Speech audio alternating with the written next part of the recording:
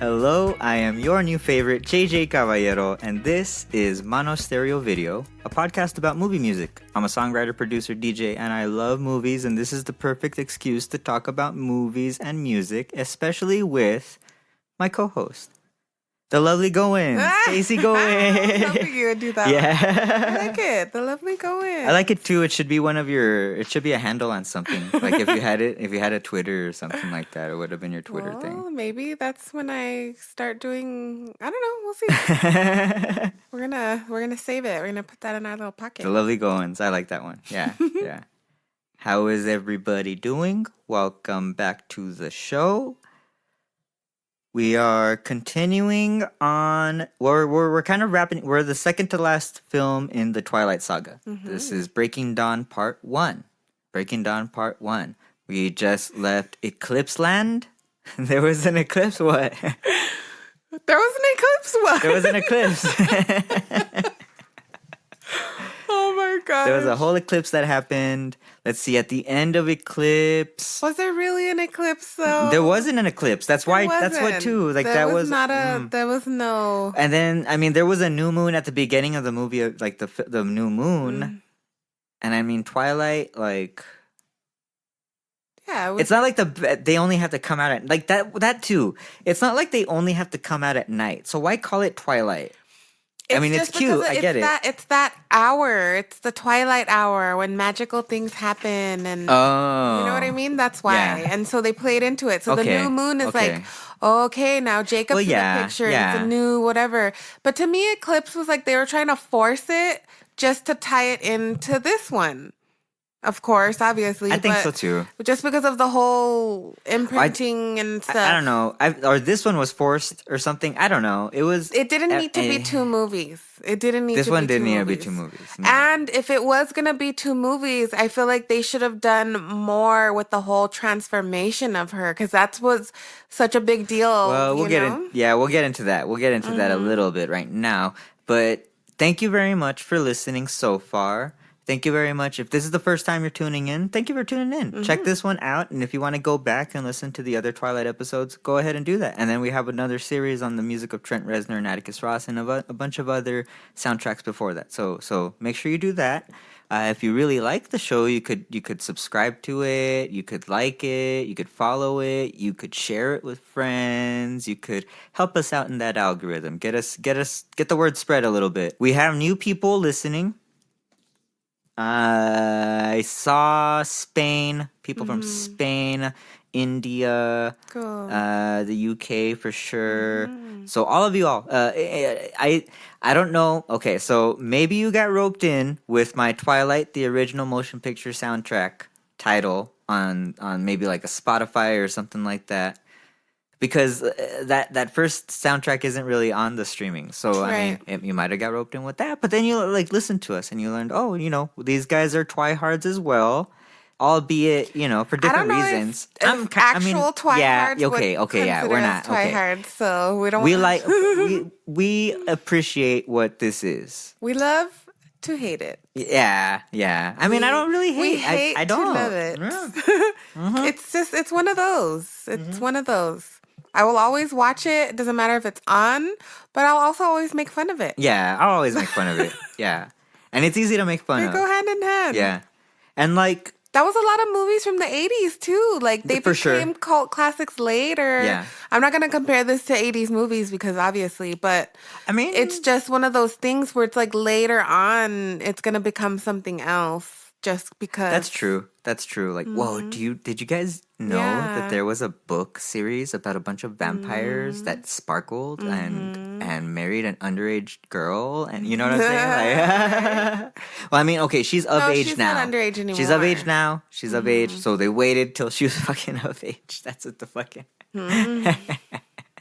But anyway, I like the movie. How can I say it?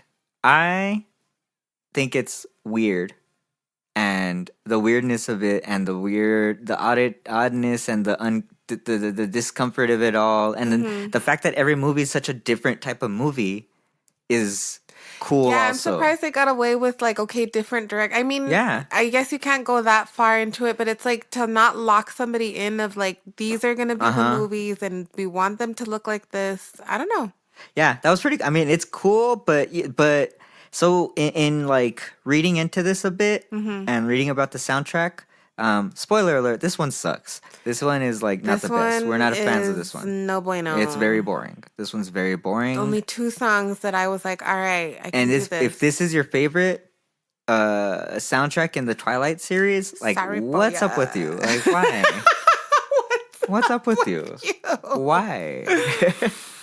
This one's it's boring. But that's so boring. In reading about it, I think it was the Summit, the company that they had more to say now because it's like this is the production. This is like our big movie. We put up more money, more control, and you could tell this one looked you could tell it had more money into it. Like you could just for sure.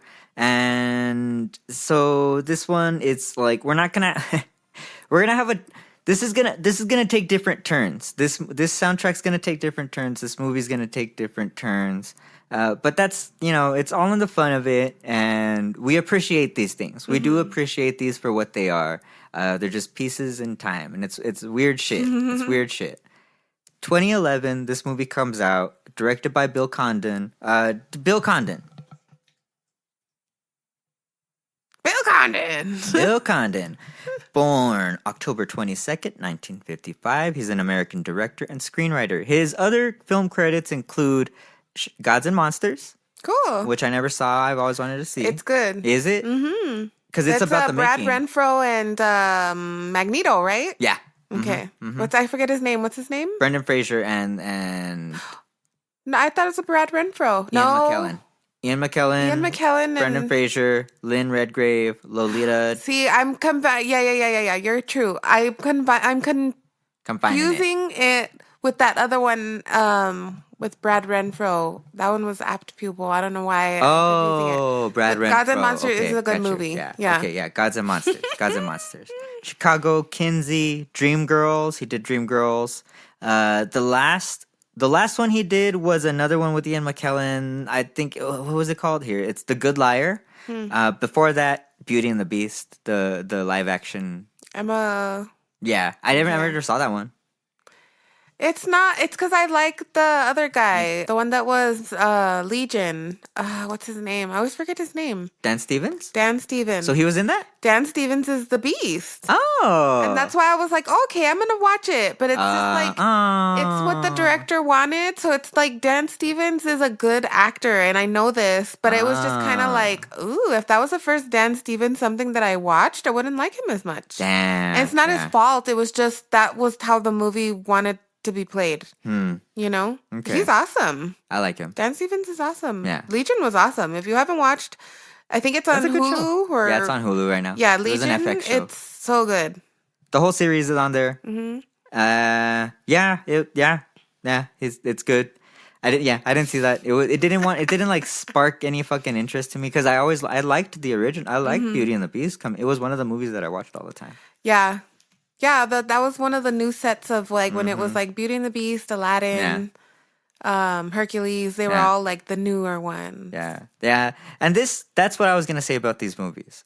I don't know why younger dudes have to have it so up in their ass about like these movies and stuff. I got watching it with the blank check. On the Blank Checks Patreon, watching it with those dudes, right? Like listening to them and stuff. Like you can appreciate certain things about the weirdness of this all, and then you can also like it as like a younger boy or as like a whatever, like how old whoever you are, you can like it. Like it was such a fuck that shit. That's for fucking pussies, and like it's that type of shit. I think it was because it was a high expectation for most boys to live up to, so they rather hate it. Yeah, exactly. That's true. But it's like, welcome to our lives. Women always have a high expectation to live up to, and we have to love everything. So suck on it. But Bill Condon came on this Other directors that were considered were, I was telling you the other day, Sofia Coppola. That would have been a pretty movie to watch. If they were gonna do fucking sparkly ass vampires, Sofia Coppola, hello. She would have made like it. She would have had like a soft filter, pretty and cool. Yeah, for like sure. It would have been, you know. Yeah, and she's a Coppola. It would have had like that on it. And Gus Van Sant. Gus Van Sant's been doing the new True Detective. Oh, and those yeah. Have been so good. He did the Swans. The Swans. Feud. Sorry. Yeah, he's directing Swans, the Feud. yes. Swan. Yeah. Very, very good show also. Yeah, it's a cool show. Can't wait to watch both of those later. Right, that's going to be awesome. And then, so Gus Van Sant, who brought him on was Robert Pattinson. Mm-hmm. Robert Pattinson had brought him on. But the thing was that they had too much of a take. They had too much of like a direction. Robert Pattinson's like, please, I want to make a good movie. Like, please do this. Also in all of this, amongst all of this, what I've been forgetting to mention in the previous episodes is that Kristen Stewart and Robert Pattinson had a whole ass relationship. Yeah. A whole ass relationship that's now done. It's now donezo with these movies. So do you know which movie or when they had gotten married and it was like... I think it was done after Eclipse. Oh, okay. I think Eclipse was like there was like a cheating thing happening or something like that. Mm-hmm. I think that's what happened, if I'm not mistaken. I didn't go into it because I don't like it's so much. That's none of our. Who cares? Who cares? That's none of our business. We don't actually know these people. But in that watch along, like sorry if I always reference that. It's very informative. It's very informative. Sorry if I'm obsessed. I am obsessed with it. It's so like it eases me. Mm-hmm. You know, it's such a nice thing to listen to, which is why, like, thank you for listening. I know this is a dumb thing that we're talking about. We talk about dumb shit on this fucking podcast, and like we have people listening. So thank you. Thank you. Just not be so serious. Yeah. Who fucking care? There's so much bad shit in the world. Mm-hmm. Like, you know, if you've listened to us for any sort of length of time, I'm a leftist. I speak out on a lot of shit. So this is a nice thing to focus other things on. So yeah. Thank you all for hanging out with us. But anyways, you can appreciate they were, how can I say it? I fucking got sidetracked. That's what I thought. I got sidetracked. Hold on. Well, I'm going to take a moment to shout out to Alexis Flores, one of my besties. She's been faithfully listening. Yeah, thank you. Yeah. That's pretty cool. Mm-hmm. She's badass. Yeah, that's awesome. So yeah, we need to have her. We'll have her on the show. We're going to commit it since it's out on the airwaves. Mm-hmm. We just got to figure out the right one. Yeah. We talked about it, but we'll talk about it. Mm-hmm. Yeah.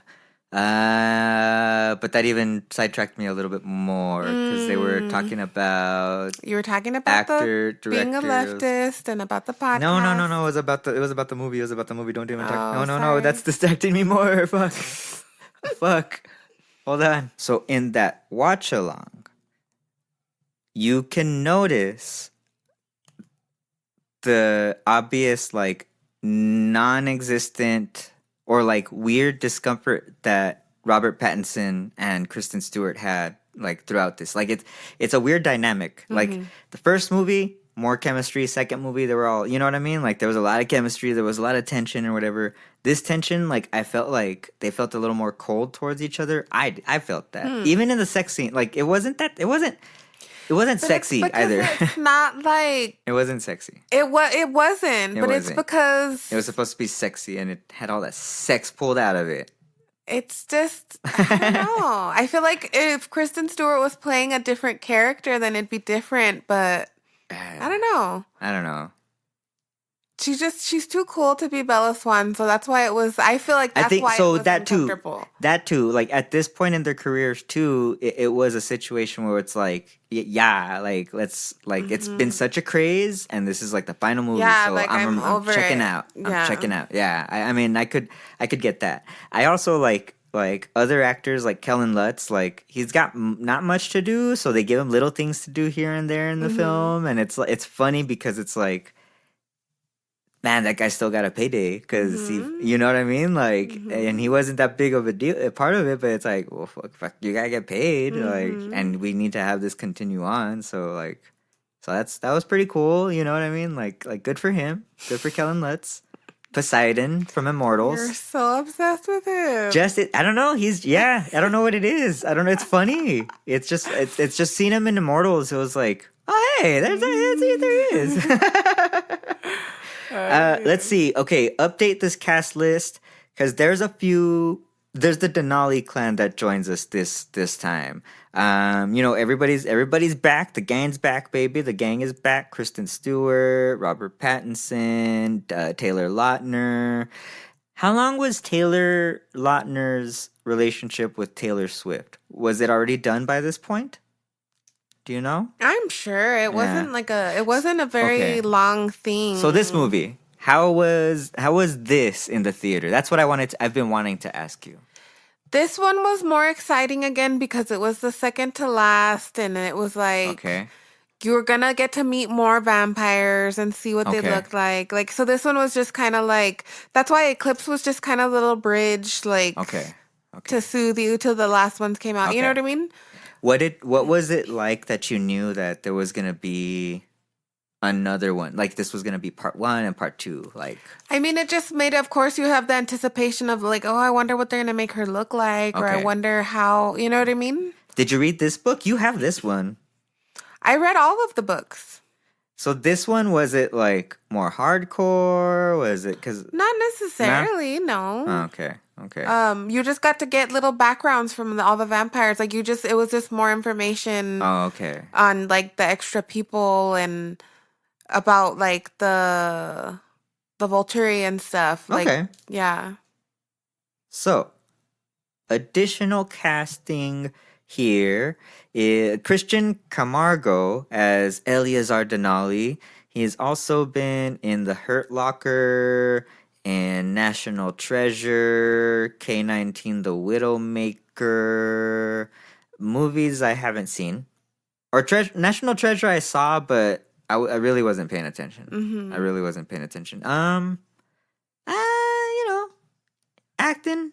He does his thing in this movie. Eleazar Denali. I don't know. He's fine, right? He's fine. Yeah. Mia Maestro, who also has a song on the soundtrack. It's the final song on the soundtrack. We'll bring it up at that time. Mm-hmm. But she played Carmen Denali. Mm-hmm. Let's see. She's an Argentinian actress. She was in Frida. She was also in the Motorcycle Diaries. Oh, Savages. That's like, remember that movie, Savages? Yeah, she was in that. Okay. Yeah, some other movies. She's cool too. They're fine. The Denalis, I guess. Like it's we'll talk about the plot because they come into it like kind of they come in like kind of at the beginning of it, I guess. Mm-hmm. Yeah.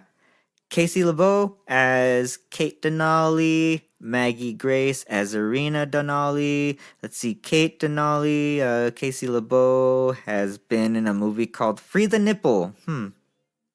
And then there's on Letterboxd, it doesn't say the name of it's called Backyards and Bullets, but it's like on Letterboxd they usually have like you can see like the poster of the movie that they were in, but this one's just like a picture of Lou Diamond Phillips yelling. Like it doesn't even have like a name, it's just Lou Diamond Phillips yelling. So wow. I guess Lou Diamond Phillips yells in that movie. Maggie Grace was also in Taken. Okay. The Taken movies. She was Taken. Oh, she was Taken. Oh shit! Now she's a vampire. What if she was taken and then made a vampire? That's when she got turned. Yeah. And then Miana Beering as Tanya Denali. Okay, she was in The Descent and The Descent Part 2. Oh, she's the blonde one in there. Oh shit! Those are fucking cool movies, man. Those are cool ass movies. Yeah. If we ever do, I mean, eventually I would like to do a Patreon, like a subscriber only type thing, because I do want to do like extra episodes, like however long, just talking about different movies rather than like focusing on the school, like a specific, like, because now I want to do like we're on filmographies or we're on like certain things. At some point, I want to just talk about movies because we watch a lot of movies. So yeah, that'd be cool. Yeah, if you guys are into that, let us know. Let us know if that's something that you'd be into. at Monostereo Video on Instagram. You can reach out to us there or at _JJCABALLERO. Casey doesn't really check her messages if like she doesn't like really know you, but you could I'm like, yeah. No. yeah. You can reach out. You can reach out here or Monostereo Video. Easiest way to get to us. Easiest way to get to us. But those are all the Denali's. There's a lot more people in part 2 that we're gonna have to get through. Part 2 is, I was remembering part 1 a little bit more fondly since the last time we saw it. This time around, it was so much talking. It was much more of a slog to get through. Yeah.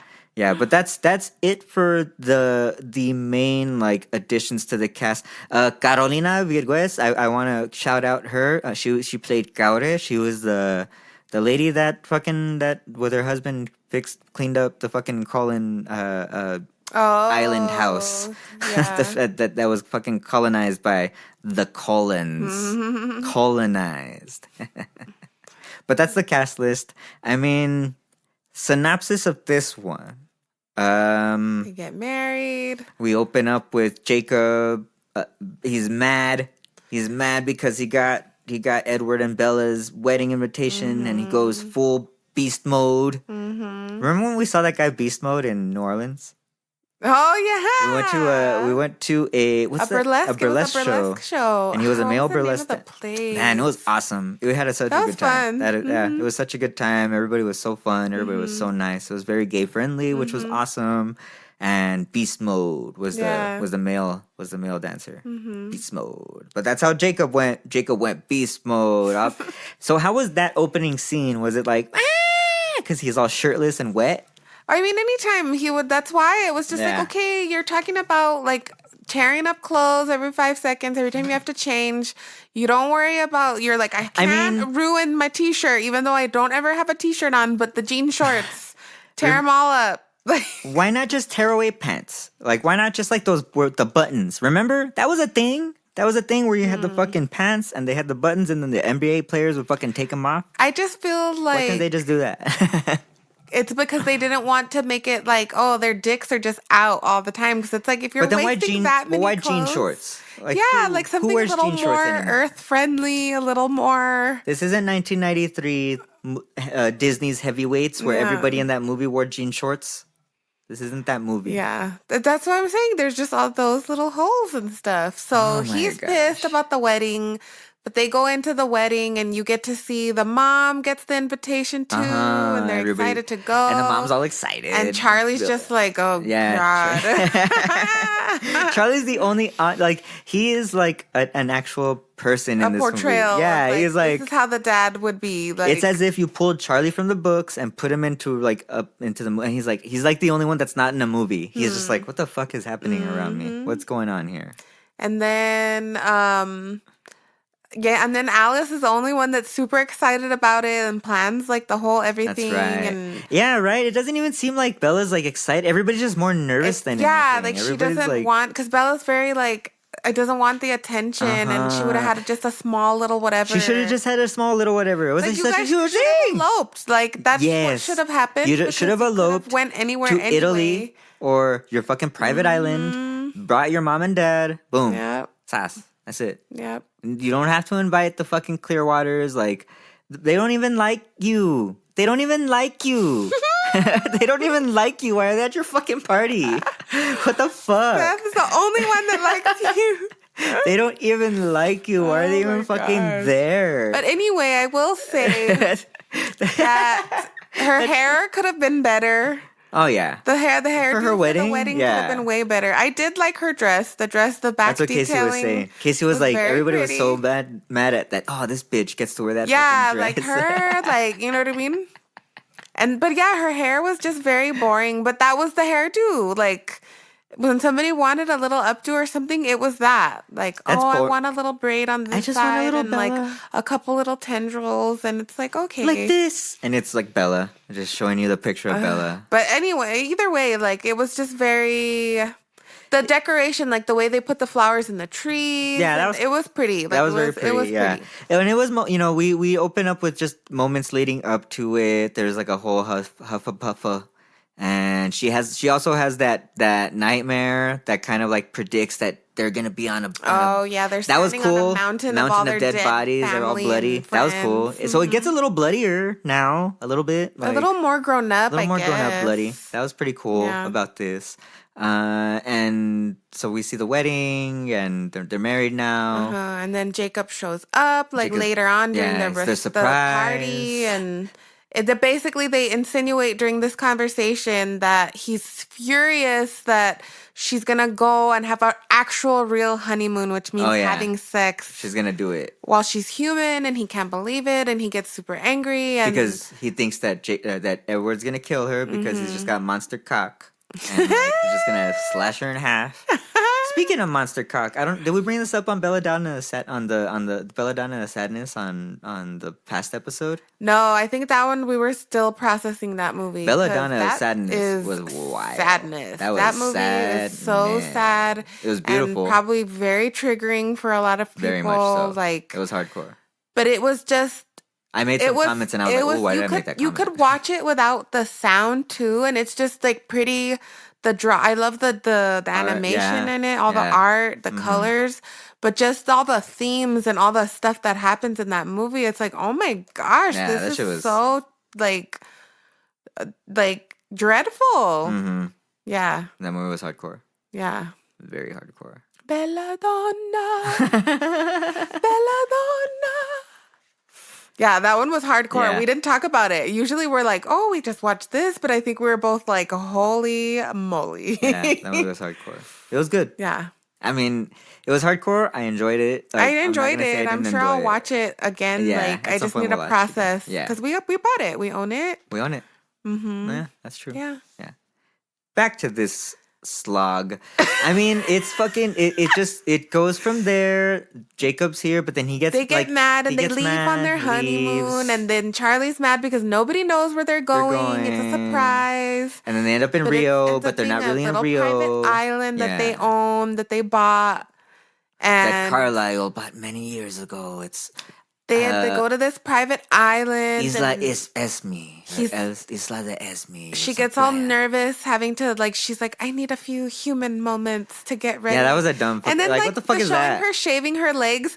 I'm like, okay, you just had a wedding. You just got married in this beautiful gown. You didn't fucking shave your legs before? You're shaving them now. And then that doesn't, and then you're gonna get in salt water, and then Edward is in the moonlight inside the water, the salt water. She's on the beach. She takes her towel off. She's naked. They're both naked. You can't see shit, So it's trying to be sexy and suggestive, but it's very not because they just had a montage with a horrible song, by the way, a horrible little montage where she was like Casey said, shaving her fucking legs, shaving her legs, and brushing her teeth, and it's like, okay, brush your teeth. And then she takes off, and then she walks into salt water, and then I'm like, okay, you're in a tropical place. I know it's hot as fuck there. So it's like, yeah, maybe you wanted to splash some water on you because you obviously know you're gonna do it. You're all salty and sweaty. We also learn at some point that Edward has killed men in the past. There was a time when he was kind of wild. That's part of it, the day before they're gonna get married, and he tells her, I have to tell you something about myself. I was a murderer. You're gonna marry. This is a skin of a murderer. And it's you killed a bunch of serial killers. How that's convenient. Exactly. How convenient that, of course. Oh well, they were all bad men. They were all bad. They were all bad men. Mm-hmm. Okay. Anyway, so they're on the fuck island and they start doing it in the water. They end up doing it. And what I thought was funny is okay, so they go back, they start the whole makeout session in the water, and I was like, yeah, that's it. It's very nice in theory when you think about it. You're on an island with the person you love the most, and you're in this beautiful water, and I wouldn't let you shoot your legs like that. I wouldn't do that. I wouldn't even do that. At this point, no. Yeah. You're getting what you're getting. If they're hairy, if they're shaven, you get what you get. Anyway, so they go back into the bedroom, and to me, I'm like, okay, they show they have to show the scene of how he's really trying to restrain his force in all of this, and I'm like, okay, you're thrusting away at her, but you're crushing the headboard. Yes. So I'm like, how does the thrust of your body, like if your hands, like if that much of the control of your body can crush a piece of wood, how does your wood not crush her pelvis? You know what I mean? And then the places where they show, okay, so the next morning, right? She's reminiscing and she's thinking about the sexy night they had before. And she's like touching little parts of her neck and her face and her lips. And then he appears and he's all mad again. Edward's always fucking mad. And then the room's all fucking and he shows her, how bad did I hurt you? And she's like, bruises, has no idea. She has all these bruises. But I'm like, okay, like that was not, like, why would she have bruises here? You know what I mean? Like, they should have showed, like, bruises on her hips. Yes. On her, you know what I mean? A pelvis area. Yeah. On her shoulders. Like, was he, like, holding onto her shoulders and not the headboard? You know what I mean? Yeah. When do I ever hold onto your shoulders? No, it didn't make any sense. Like, well, that just insinuates rape to me. Like, you're being held down. Right. I don't know. That's what I'm saying, the Mormonness of this. It was just so many little things of where it's like, okay, you're going to go that route and like he hurt her. Like that's how rough the sex was. Yeah. And it's like, okay, well, some people like it like that. So why shame the bruise? Like, it's like, it was consensual. She agreed to it. Yes. She wanted to do it. Yeah. Like, if they're shaming the wrong things. They're shaming the wrong things, You can get rough. It's consensual. But if both people are consenting and of age, you know what I mean? But do what you want to do. You also made a point, like,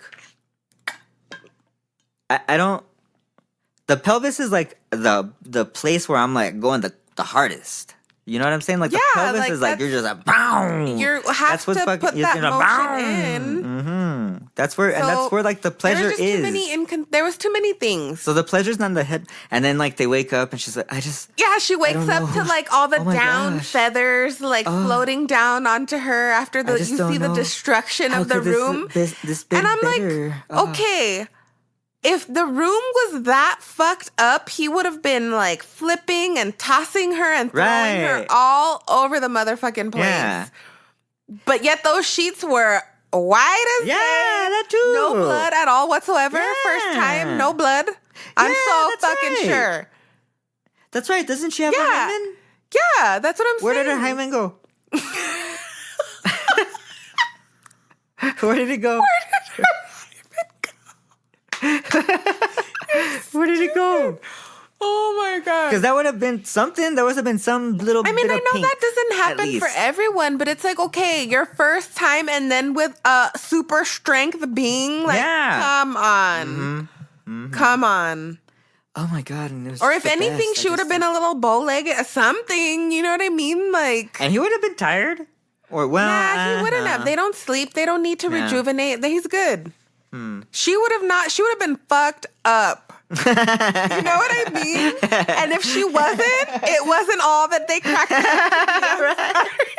She should have been fucked up in a good way. Possible. That's all I'm saying. That's true. Otherwise, we're pretty boring. Fucked up. That's why I don't understand with all of the 50 Shades of Grey and the fucking. We haven't watched Saltburn yet. I do want to see it. Yeah. But all of the whole, like, ooh, scandalous. And I'm like, God, everybody's fucking boring. If these movies are so scandalous to you, like, you're very boring. Mm-hmm. That's all I'm going to say. Monostereo Video, we're proponents of fun sex. So do what you want with consent. Be consensual. Safe. Yes, be safe. Yeah, safe doesn't insinuate that there's no excitement. Yes. That doesn't mean that it's boring and vanilla and fucking missionary. Like, none of that. That doesn't mean you can't be all fucked up. Yeah, like, it doesn't mean bust out the swing, bust out the strap-on, do what you gotta do. Like, beat it up. Yeah. Beat it up. Okay, let's get back on track.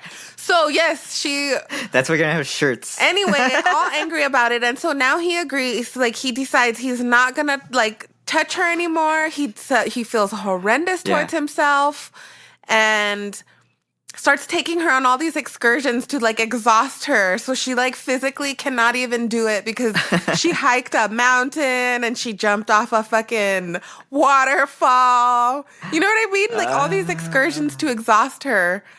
And, like, still like wear her little lingerie to bed to try to like. And it's just, I just don't like. I just don't get it either, because if it's like, you have, they have a fuck pad now too. Mm-hmm. Like they get a fuck house. Like Alice is like, here's the keys to your fuck house, and they're like, no, oh not shit, yet. No, not yet. No, that's the cottage that they get in the second movie. Oh, it's the second one? Yeah. Oh, okay. Well, they're gonna get a fuck house. But anyway, they have Fuck Island right now. Right? And it's like, how can I say it? Like he's not ever sparkling. They don't ever show him sparkle at all. Yes. And like there's people that he's serving that know he's a vampire. Like a maintenance guy and like a cleaning lady. And I'm like, okay, you are super strength vampire, and you could like rebuild the whole house in like a couple hours if you felt like it. But yet you have to have this cleaning crew come. It's just, and so she can fear for Bella's life and worry about her because she's being boned by this vampire. And it's just so, it's like such vanilla. It's so vanilla. Like they're just touching each other and holding each other. It's so, I don't know. That's such. The only thing that I did notice and appreciate was they made her look more tan. Like throughout as the days progressed until they left. Like she did have a tan going on. I was like, okay, this is the consistency I can follow here. Okay, cool. But with that, she either way, gets pregnant. She goes, so one day she wakes up, Edward's gone, he went to go get whatever, leaves her a note. Chicken. She's hungry and she grabs like why like all kinds of random shit. Like you're on a tropical island. Like you would have thought there would have been like fruit all over the place. True. Eat something fresh. You're the Collins. She grabs a bunch of mugre from the fucking fridge and decides to eat peanut butter out of the jar. There's a little container of yogurt also on the counter. And then she's frying chicken. Yeah. Like, yes, I understand pregnant women have their cravings, but like all of those things coagulate, like peanut butter and yogurt, like, and fried chicken. I don't know. To me, it just didn't, no. And so she's eating the chicken and she gets to the center and realizes it's maybe a little pink and she didn't probably cook it right or long enough, whatever. She goes and pukes and Edward finds her. I want to say this with that. What's up with white people not knowing how to cook chicken? Because I've seen so many, like that's something I've seen on TikTok a lot. Is like, really? like these like, why I don't like. It'll probably be somebody like famous, they wanna like oh look at this, and they're sauteing 3 minutes on each side. Check it out, medium rare, and it's like wait what? What the fuck is it? Medium rare? Do medium rare, or like they'll try to, you know what I mean? It's like what's up with that? And it's always like the whitest motherfucker. I don't know. Anyway, let's get back to. So Edward finds her puking her guts out, and she's like, "Don't come in here. You don't need to see this." And to me, that already was like, you wanted to get married. You want to spend forever and ever and eternity with this person. Yes, I understand. After you're a vampire, maybe you won't ever throw up again. But Edward wanted you to stay human forever. You don't think he's gonna ever see you fucking puke? Do you know how many times Javi has seen me puke? We don't even drink anymore. No reason for me to even be puking unnecessarily, but I get bouts of food poisoning because I like to eat all the food all the time. And yes, Javi's had to woken up in the middle of the night to help make sure that my pixie cut isn't falling into the toilet. But yeah, I'm like, that's so unrealistic. Yeah. Like, don't see me throw up. Like, fuck off. Yeah, it's such a... That's so... They want to make her seem... They want to make them, like... They want to make the women so... Like, the women are so powerful in this, but yet so powerless. Yeah, they're still, like, damsels in distress. Yes. And it's like, but why? They still straddle that line, which is very annoying. Yeah. Like, don't straddle the line. Go over it, girl. Either way, it's like, it goes from her having this monster craving... to eating this raw-ass chicken, to her having fucking... A monster baby. She's already having, like, little, like, whoa, I felt it kick, like, within 10 minutes of finding all this out. Yeah. So it's like a rapidly growing baby inside her panza. And the cleaning lady magically shows up while all this is going on, and she's like, Demonio, muerte in your panza. Like... Yeah, and so Edward thinks it's automatically demon baby. Yeah. They talk to Carlisle, and he's like, you need to come home immediately. And everybody's terrified for her because they think Bella's going to have a demon baby, and all she can think of is, like, this is my fucking baby. Like, I love my baby. You know what I mean? So she calls Rosalie. They're already waiting at their airport for their little private jet, and she calls Rosalie, I need your help. I know, and now Rosalie's like best friend. They're BFFs. Now they're best friends. Now she's a best friend with Rosalie. They showed it at the wedding. She's like, she's my sister now. She's my sister. She did my hair. Hey, and this is how fucked up of Rosalie to give her such a boring ass hairdo. All of them. I mean, you said that everybody wanted that short Alice haircut, right? Oh, for sure. Like all her little haircuts since the movie started, and then when it got shorter and shorter, like everybody wanted those haircuts. Yeah. I could see that. The girls wanted their guys to have the Edward haircuts and dye their hair that color because oh my gosh. I want to say that maybe, I don't know how long, I could be wrong, but I don't know how long Riverdale has been out for, if it was like came out when this did or not. Really know. But the main character of that movie, of that show, has the same like hairdo and that same like gingery, coppery tones. You know what I mean? Yeah, but Archie doesn't really have that hairdo that much. No, I don't think so. Like it maybe now. I don't know now. I haven't seen it in years. But like I saw the first season. They just gave him like those tones. It wasn't like he had a copper. His hair wasn't fire engine red or anything, but he just had those flecks of that color and like that. You know what I mean? Yeah. I forgot where I was going with. No, yeah, that was that. It was that everybody wanted that haircut. Everybody wanted the hairdo. The hairdos, all the little styles. I was telling Javi too, all the merch. There's so much merch that came with these movies. Their costumes, the ring she wears. The dress she wore to prom. Wedding ring. That's right. The wedding dress. I honestly can't say for sure about the. I'm sure there's a dress, somebody in Forks. I want to say maybe that nude thing she wears after, like that pencil dress she wears after. Maybe that one. But either way, they come back home. Carlisle and Edward are trying to convince her to have an abortion or to do something because they don't know much about the babies. They need to look up legends and all of this, like, because nobody knows anything about vampire babies and whatnot. Yes.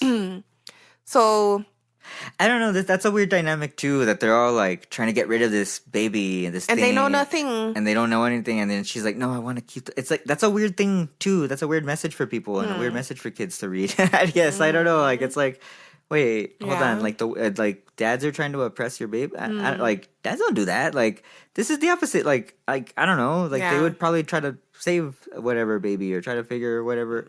I don't know, but the baby is like sucking the life out of fucking Bella. Like Bella basically progressively gets weaker and weaker, and then like Jacob finds out she's home, so he shows up, and this is the first time you see her, and she's like frail and sunken in cheeks. That's funny. Yeah. And you see her with her prego stomach. It looks so. And he's angry so and furious, and he's like, "We're gonna have to kill you if you have this baby." Like, it's like a whole thing. Yeah, and then the wolf, like, eventually the wolves end up finding out, or like, did they telepathically find out? Sam ends up finding out. Like, of course, when Jacob transforms and they have their telepathic abilities. Okay. But basically, the wolves want to kill Bella because she's going to threaten the whole ecosystem of whatever having this baby that everybody believes is going to be vampire baby and can't control its thirst. It's just going to eat them out of house and home. Baby newborn. Yeah. Yeah. So then... babies are so scary. Yeah, Bella just keeps getting weaker and weaker, and they're worrying about her. And then Alice is getting visions. Yeah, and then she can't even. Like, she can't see Bella's future anymore because the baby, the embryo is so thick and like Edward can't like penetrate. But they do have and end up having like a connection at some point later with each other. Yeah, on in the movie. Then what ends up happening?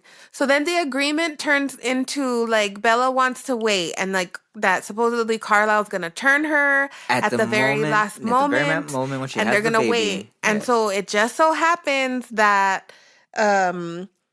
Bella ends up going into birth when Carlisle's out trying to get. No. They end up finding out because she's just getting weaker and weaker, and she needs to eat. And so they're like, well, maybe she needs blood. The baby wants blood. And then they give her like so they give her the blood. Yeah. And she drinks it, and she's like, tastes good. It's good. I thought that they did a good job on that scene too, to show her mouth like coated. Like, it wasn't like her mouth was clean. Okay. You know what I mean? Like, you could see it on her teeth. I thought they did a good job of that, like, showing the consistency of it, I guess, and how it would look in her mouth if she were to drink it with a straw. I get that. That I appreciated. Yeah, that's cool. I like that too. But then, so after that is when they finally are like, okay, I'm going to be turned at the last moment. And because she gets weak and she like the baby ends up like, and she's like has her back break, she breaks her back. Like, and she looks like, it looks like that, like Suspiria. No, that too, but it reminded me of Black Swan when her legs bend the other direction. I was like, oh shit. Yeah. But yeah, so that happens and she goes into labor and they have to do a cesarean and help her and save her and please save my baby. And like Rosalie can't have function because of the blood. And so Edward's there and they're trying to cut through, but the embryonic sac is so thick. So you see Edward like all of a sudden starts to bite into it and he's chomping away.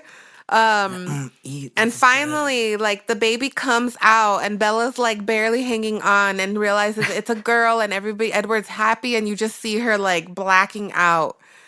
And so it's like, Edward, like, he's there. He shoots her up with the venom. It's like a Pulp Fiction scene where he's like, his venom is the morphine in her heart. And that's one thing too.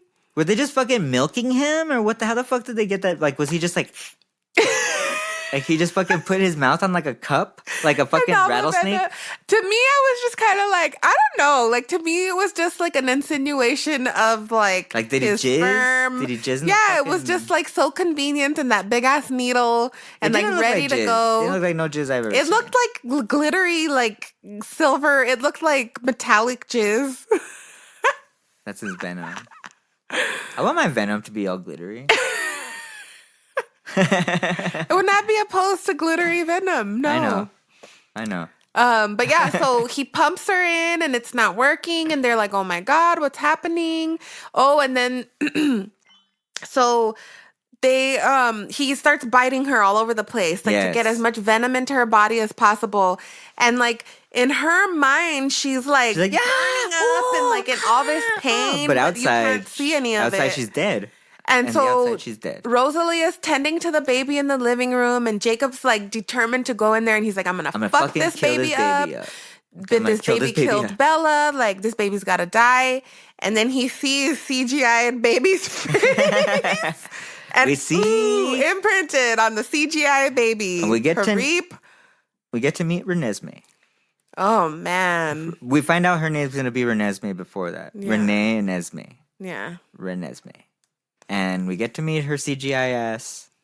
That was so unnecessary. It was bad. Like, they didn't need to do that. They just needed a baby. It could have just been a regular ass baby. Yeah. Like, it was just born. It doesn't need to look anything crazy now. Nope. Like, it's a newborn. It could look like, but it didn't even. It's because it's a rapidly growing baby, so I'm sure it didn't look like a newborn. Maybe make it look like a fucking 4-month-old. Get a little 4-month-old. Something. Because they're not going to be doing much. Like exactly. You could zoom in on them like they did the fucking CGI baby. It was so unnecessary. But yeah, Jacob goes into this whole montage of seeing their lives flash before his eyes, and like, oh my gosh, like I love you. I love this baby forever. I love my baby. So weird. Yeah. But anyway, the wolves are coming because they're gonna come kill. They're gonna come, and so now that he's imprinted, they magically cannot break the treaty. They can't kill the baby, and so basically they wait for 2 days for Bella to like come to life. And then that's when the movie ends. And it's like you see her chest cavity, her rib cage puff back up. Her skin clears up, her cheeks fill in. The color come back to her hair and everything. Her eyes open up at the end. And like boom, red eyes open and the movie ends. Yeah. I remember that being how was like, that? That's what I wanted to ask you the other day, but I was like, how was that? Yeah. Okay. And then Casey just told me that there's like an after credit scene after the end of credit scene. After credit scene where Carlisle had written a letter to the Volturi and Arrow's reading it, and it basically says that Edward and Bella have gotten married and Bella is now a vampire, so they completed their end of the bargain. They don't need to be worrying about them. But the brothers, or specifically I think it's Caius, Jamie Campbell Bower, they're going to become more powerful than us. Like, we need to do something about this. So they're still there, like, gonna reappear. And then that's it. And then prelude to Breaking Dawn Part 2, which you're going to have to wait for next week. Yeah, you're gonna have to wait for it. Also, like everybody waited a whole year for Breaking Dawn Part 2. You're gonna have to wait a whole week for a better soundtrack. Let's get into this very bad soundtrack. So, also, there was not a lot that happened. This movie was 2 fucking hours long, and it was so much talking. It didn't need to happen. It was so much talking. It just didn't. Oh my god, it was so dragged out, so much talking. They fit in like every fucking conversation into this movie. That's like. Casey made it way more exciting than it actually was. For real. I was like, we need to get to the nitty gritty. Yeah. The nitty little gritty. Let's get to this soundtrack. So most of these songs were found on, I stream on Tidal. So I found them all on Tidal for the most part. Let's see. Number 1, Joy Formidables End Tapes. Joy. This is I like this song. What did you think about this song? It's real upbeat. I am going to be very honest. I thought it was such a boring vanilla it's one of the more boring songs too. Only 2 songs on there where I was like, okay, this is okay, I can deal with this. Yeah. And I thought it was very cool that one of the actresses sang. But yeah, honestly, all of the songs, boo. Yeah. Joy Formidable. Thumbs down for me. It's a Welsh alternative rock band. The last year I went to South by Southwest in Austin, they were all over the place. I wanted to see them. I kept missing out. I remember seeing that name pop up, but never. They have much better music than this song. I like them though. Like a female fronted band. Her name's Ritzy Bryan. She's lead vocalist and guitar, and she's a sick ass guitarist. Like she's very good. Rydian Dafydd plays bass. Matthew James Thomas plays drums. Let's see, they released an album recently in 2021. This isn't the best display of what they do. Like it's a power pop music. It's like ballady, like Sixpence, like power poppy, Sixpence None the Richer. Much like it trying to open up like the Metric song to the last soundtrack. Yeah, that's why I was like, no. So my angle with this soundtrack too is this. After I go through these songs, Stephenie Meyer's had her, I'm going to say Stephenie Meyer's full Breaking Dawn thing at the end of part 2. Okay, I'll say that because her suggestions are so much better. It's like the best suggestions she's ever had for this. When I was going through this and listening to this, I was like, I bet you fucking Stephenie Meyer's picked most of this fucking music. And then I looked at her choices and I was like, oh my gosh, she should have chosen the music for this. Choices. Yes. And so that's my angle at this, is that we're going to go through this. I'm going to mention some names of some people that were around at that time that were Billboard artists that could have been on this, that would have made it better. So let's see. Second song was Love Will Take You by Angus and Julia Stone. I fucking hated this song. And I remember they had another song that was very popular. Really?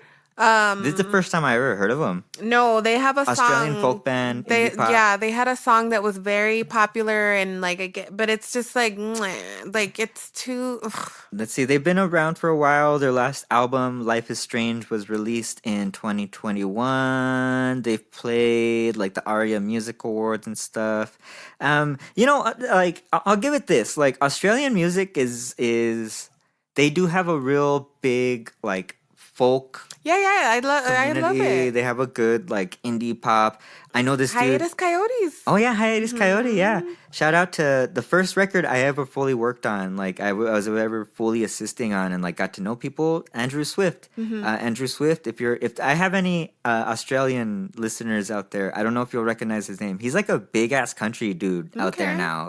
He plays festivals. His wife is in the band now. Their kid jumps on stage with. It's a whole fucking thing. That's cool. Yeah, right. It's cool. Seeing for where he was trying to open up for Jim here in the States and going to our studio, which was in the middle of downtown El Paso, to headlining all these beautiful festivals. Yeah, that's amazing. So so Australian music, they know what's up.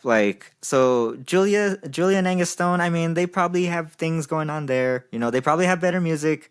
This song did not make me want to jump into what the fuck they were doing. So I mean, when this song comes out, I'm like, ugh, like I physically, like, I retched. I like, oh, my body was just like, there was, no. I'm gonna be honest, like a lot of these, like I did like let it come on and then I really skipped through a lot of them. I just couldn't. Next song is It Will Rain. So this song was one of the singles from the soundtrack by Bruno Mars, It Will Rain. I'm not a Bruno Mars fan either. I'm up and down with him. I don't know, like that. I get it. He can sing, he can dance. I get it. He's very but talented. I'm not a fan. That one album, that 24 karat one, that was I like that album. The funk, like the more like that swing, like the New Jack Mark Swing, all that shit. Yeah, the Mark Ronson album. Like I like that album. Like I don't. That's not my. Shout out to my little cousin, Little Joe. So when he was little, I don't know where he learned. Like I know these songs were popular. My Aunt Terry, you've never experienced it. She has a karaoke machine. Okay. They love that shit. Little Joe would sing the I was on a grenade for you. It was so cute. Or that one that I give you flowers or whatever, and like one day he did it and he bent down and he like had his little flower. Yeah, it was like it was so funny. it was I'm trying cute. to picture him doing it. I think this might have been one of the songs that he liked too. I'm not 100% sure. Bruno Mars, Peter Jean Hernandez is his real name. Peter Jean Hernandez, born 1985. So he's like a year. Yeah, he's like around your age-ish. Yeah, October. Yeah.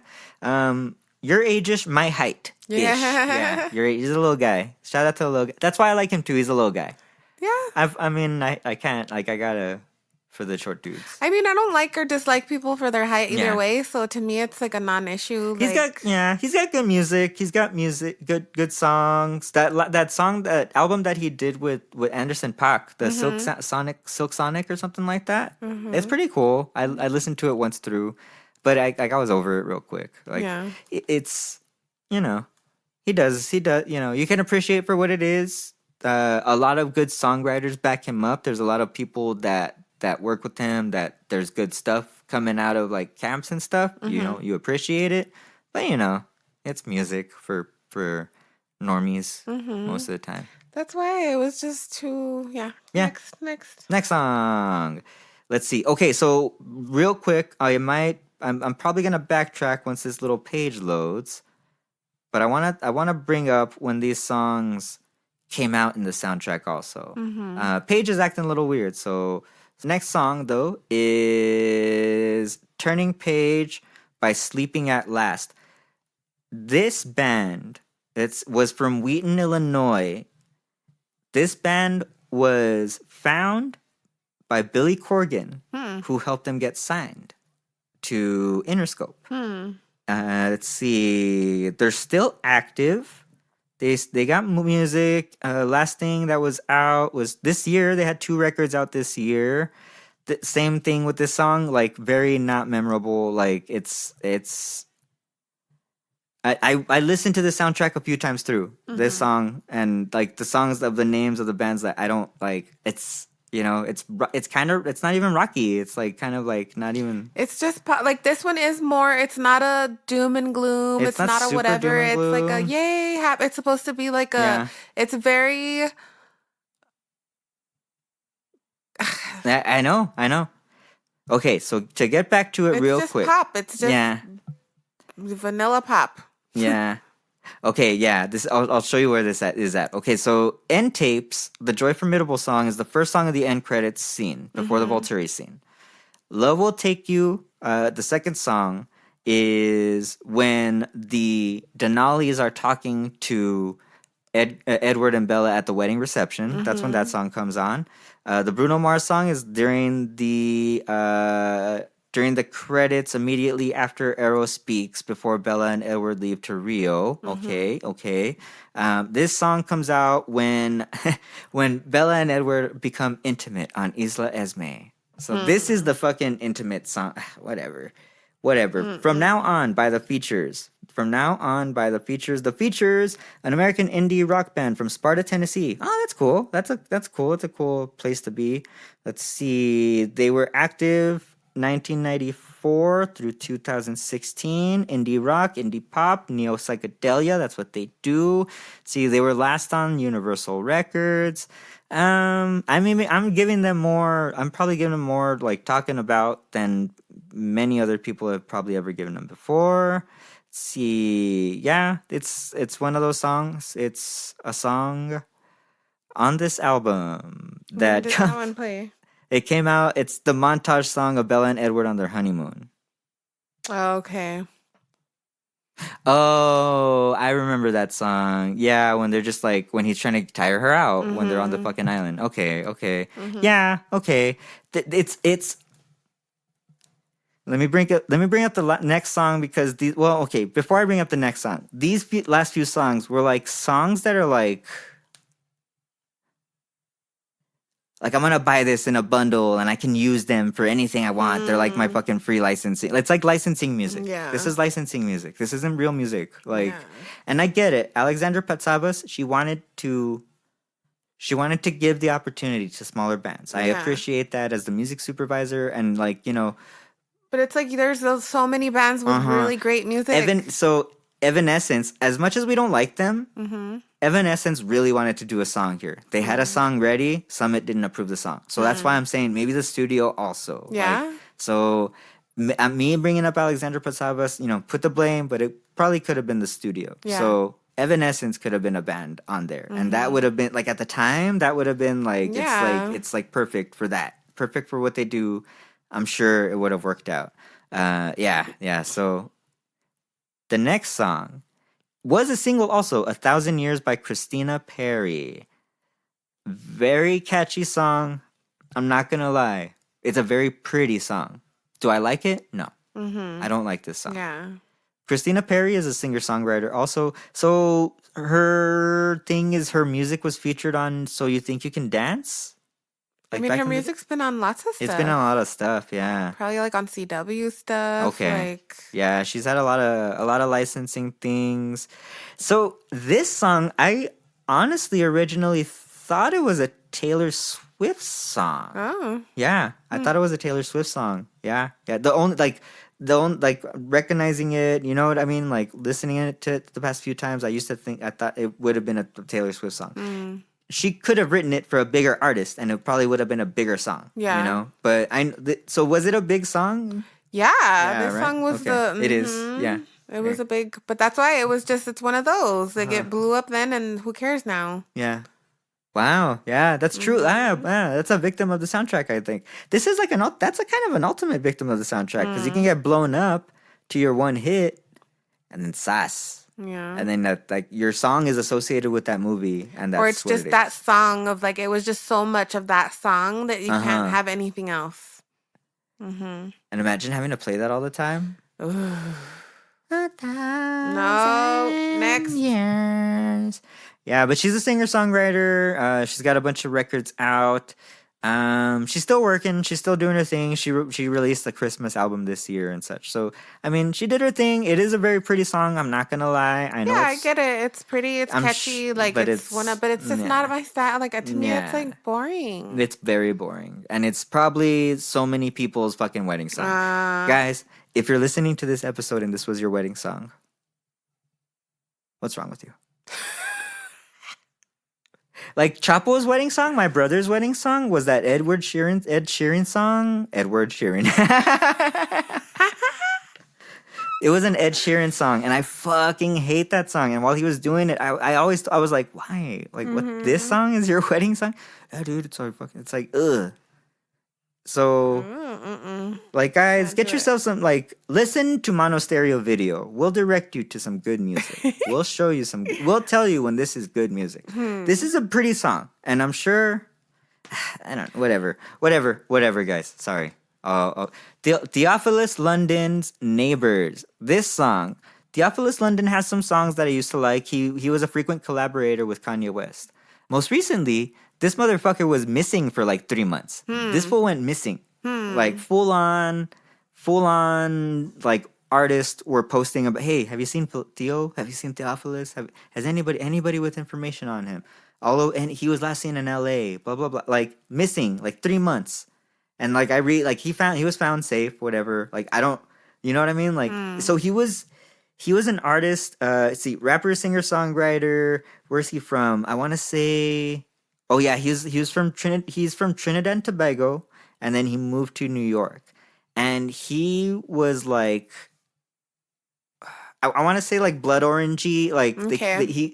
he was like in that wave that like, you know, black artists are doing different now, and we're doing something different with like soul and hip hop and R&B. We're putting in these weird indie elements, and he's got some cool stuff out there. This song's okay for what it is. It's a pop hit for the time. Neighbors, it fits in for what they were doing. They finally have a black artist on here. They have 2 black artists on this fucking soundtrack, at least. No, 3 black artists on this fucking soundtrack. So you know what I mean? Or three artists of color, at least. So that's something. Yeah. But yeah, I wanted to bring that up about Theophilus London. That he was just missing. Like he just disappeared. It's like I'm over it. Yeah, I wonder what happened. Like, and I don't know if you have any information. If you're an internet person like me, and you leaned into this and you know more about the backstory, feel free to reach out. Let us know. Monostereo Video on Instagram at Monostereo Video. But yeah, like the last thing he did, he was hyped up. He's been on some records. He was on some he did some stuff with Dave Sitek, with Tegan and Sarah, with Solange. He wrote some Solange music. But his last record was in 2020. Before that was 2014. Yeah, it's just he just doesn't like it doesn't hit. You know what I mean? Like he doesn't cross over. So, you know, whatever it means for that. The Bell Brigade. The Bell Brigade. This is the portion of the soundtrack that has the chicks can rock too music, the girls can rock too, bro, like type of songs. And like, no. The Bell Brigade was an American vocal and instrumental duo from Los Angeles, California, consisting of siblings Barbara Gruska and Ethan Gruska. That's pretty cool, brother, sister. Let's see. They were around from 2006 to 2016. This song is like one of like a fucking licensing song for something. It's a licensing song for something. That's my consensus about it. I'll bring it up at the end. Because yeah, whatever. Next song is by it's a song. Well, that song was called "I Didn't Mean It" by the Bell Brigade. Next song is the Noisettes, Sister Rosetta, Noisettes. They were a band that was formed in London, composed of singer and bassist Shingai Shoniwa. That's what I was bringing up. She's another black artist that she's, you know, so she had like a rockin' voice on this and stuff, but it's also like, that was it. Let's see. The second single of their second album, Don't Upset the Rhythm, Go Baby Go, reached number 2 on the UK singles chart. So it was like UK stuff, trying to import it here.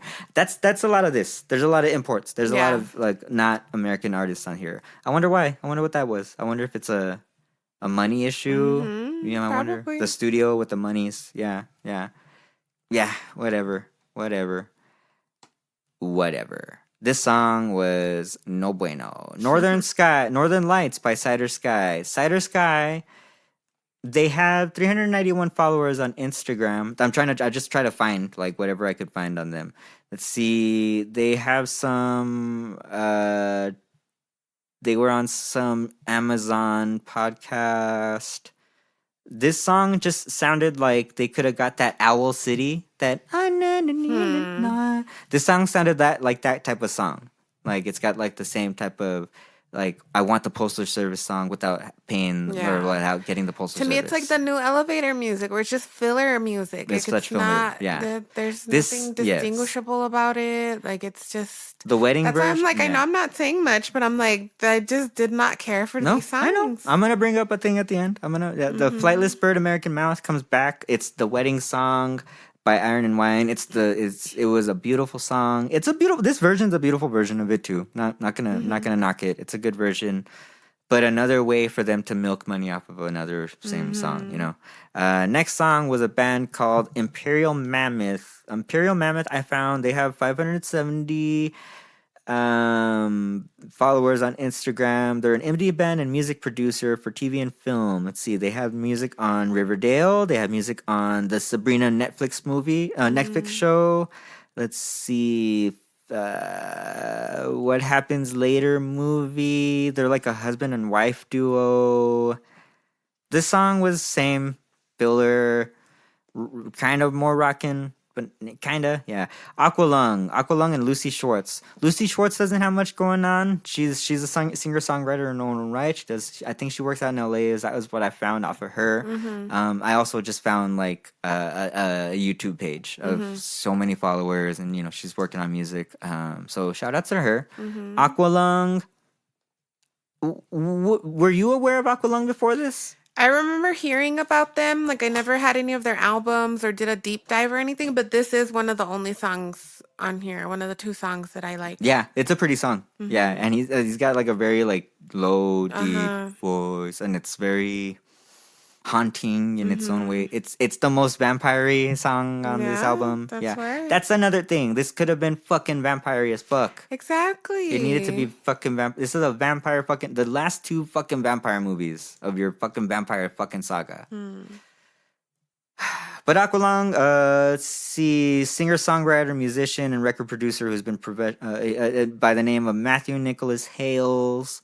He's done a lot of stuff. He's worked with a lot of people. He's worked with that Sarah Bareilles. He's worked with Mickey Echo, Disclosure, that band The Fray. He worked with The Fray. Bat for Lashes. He worked with Natasha Khan. He's earned various awards, nominations, 2 Grammys. Cool. That's cool. 3 Ivor Novello nominations. That's pretty awesome. Yeah. Accomplished musician. Pretty song, you know, good. Like, this is one of those that, yeah, this belongs on this record. That's for sure. Next song. So that song comes out. Let's see. I'm kind of missing a couple of these, huh? I fucking kind of skipped over a couple of these. No, just the Requiem, the one before it. You didn't say when that one comes out. Let's see. So, no, actually, that was okay. So that came out after Bella found out she was pregnant. Northern Lights, the Cider Sky song, comes out when Bella and Jacob dance at the wedding reception. The Noisettes song comes out when Bella gets ready for a night with Edward on their honeymoon. Okay, that's the one where they do that little montage where she's shaving her legs and shit. Bell Brigade is the second song in the end credits. Okay. And then the Theophilus London song comes out when Jacob gets angry at Bella and Edward at the reception. Okay, I guess. Okay, whatever. This song comes out when pregnant and sick Bella sleep as the Collins and Wolves look after her. It's another montage. It's like they're looking after her and like they're taking her a bath, and you could see the bones, and when she's in the mirror and she's like, I'm fucking naked and dying and skinny as fuck. Yeah, she was all CGI'd skinny. CGI skinnied. That was so fucking. And then Llovera by Mia Maestro comes out when Bella and Edward are swimming in the moonlight on their honeymoon. When they're fucking. Yeah, this song was good too. This was good. This was good. Song. Yeah. It seemed more hearty, like a real song. She's more known for she was in the television drama Alias. Oh, that was another thing about this soundtrack, is that Bill Condon had an idea because like Jackson Rathbone, a bunch of the other dudes, like I don't know if Boo Boo Stewart too, but a bunch of them made music as well. So he was like, well, what if I have like a cast album basically? But I mean, her song's probably the only one that made it on there, you know? But yeah. This is a very pretty song. Pretty song in her native tongue, you know what I mean? So like I love that music. And the final song on the soundtrack is a Carter Burwell, Love, Death, Birth, and it comes out through various scenes. It's a theme. He did the score once again. Return. I mean, he did the Bill Condon movies. He did Eclipse. Yeah. The only one that differentiated was Alexander Desplat in fucking New Moon. That's right. Okay. Yeah. This soundtrack fucking sucked. Like, so sorry. I'm showing. I don't know if this is not right, but I'm showing 3 other songs that are on. So there's some bonus songs. So there's Hard Fi plays like a drug. Not that great. Hard Fi. I know I didn't need to bring them up, but it's just I was like, am I seeing right? Another Sleeping at Last song, and then a Kevin Teasley song. It's the same song, but it's an instrumental. Yeah, instrumental versions. Yeah, there are deluxe edition bonus tracks. Yeah, this one was hard. This one was hard. A hard listen. So no Muse. I'm a very no. I missed Muse. This made me miss Muse. Exactly. Muse would have been much more welcomed than all of this. I'm such a music snob, and I really disliked this soundtrack. Yeah. I really disliked it. So let me tell you some of the Billboard like artists that were like working that were doing stuff at the time. First off, I want to say, do you know when the Taylor Swift and Taylor Lautner relationship ended? Did it end before, like in the middle of the song? I don't know. So, Alexis would know. She probably would know. Taylor Swift should have been on one of these soundtracks. She should have, because she was a fan. This one, like they could have got her. Like she could have had the me and I. But it's probably because it was Christina Perri was much cheaper than Taylor Swift. Yes. That's why. And she wasn't going to distract from the movie. Adele's Rolling in the Deep was #1 this year. They had a Katy Perry's Firework was on this year. The E.T. Katy Perry song was out this year. CeeLo Green was... They could have fucking brought CeeLo back. Again, he was on the other ones. Maroon 5, Moves Like Jagger was out. Oh my goodness. Just Can't Get Enough by the Black Eyed Peas. Let's see, Rihanna, S&M. So Rihanna was kind of there, but she still wasn't like Billionaire Riri. They could have got Rihanna on this shit. Foster the Fucking People, Pumped Up Kicks. They could have had fucking Foster the Fucking People on this fucking record. Gaga had Born This Way out. Gaga was doing Born This Way at this time. Imagine a Gaga fucking Little Monster song. That would have been too, like, I don't know. I think that would have distracted from the movie too. But I mean, it just could have been such this one was such a bleh. They could have had Kesha. Kesha was doing stuff. Kesha could have been on there. Kesha could have been on here. Yes, even Lady Antebellum. That fucking whatever. Lady A. That's right. Lady A. That's right. You're right. Yes. I don't even know why I know that. Ugh, gross. But I mean, they could have had them on there. Let's see who else was doing stuff. I mean, Christina Perri is on the charts at the time too. Avril Lavigne was doing stuff again. Taylor Swift was, of course. Selena Gomez was doing music.